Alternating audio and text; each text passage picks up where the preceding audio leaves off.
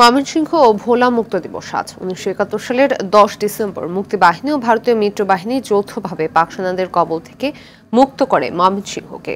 মুক্ত দিবস উপলক্ষে ময়মনসিংহ শহরে বিভিন্ন অনুষ্ঠানের আয়োজন করেছে জেলা প্রশাসন ও মুক্তিযোদ্ধা সংসদ। এছাড়া বিভিন্ন রাজনৈতিক, সামাজিক ও সাংস্কৃতিক সংগঠনও বিভিন্ন কর্মসূচি পালন করছে। ১৯৭১ সালের এই দিনেই পাকিস্তানি বাহিনীকে বিতাড়িত করে মুক্তিযোদ্ধারা হানাদার মুক্ত করে দ্বীপ জেলা ভোলাকে।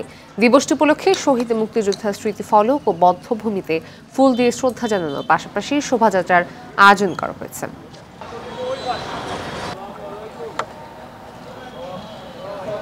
যেই জন্য যুদ্ধ করে দেশ স্বাধীন করেছি, এই হানাহানি বিদ্বেষ যেন না থাকে, দেশটা যেন সুন্দর সুষ্ঠুভাবে থাকে, দেশের মানুষ যেন সুখে থাকে। কারির মাথায় তারা ওই গান বোটাইছে পাঞ্জাবি গো, আবার পরে যে আমাকে মুক্তিযোদ্ধারা আবার এটার উপর আক্রমণ করছে। আমরা যথাযথভাবে এই দিবসটিকে বিজয় দিবস মনে করে, ভোলা সাব ডিভিশনের বিজয় দিবস মনে করে আমরা এটা উদযাপন করি। বিজয়টি আমরা স্পর্শ করেছি। আমাদের একদিন পর জামালপুর মুক্ত হয়েছে, এভাবে টাঙ্গাইল মুক্ত হয়েছে, মধুপুর মুক্ত হয়েছে এবং আমরা জানি যে ১৬ই ডিসেম্বর বিজয় অর্জিত হয়েছে।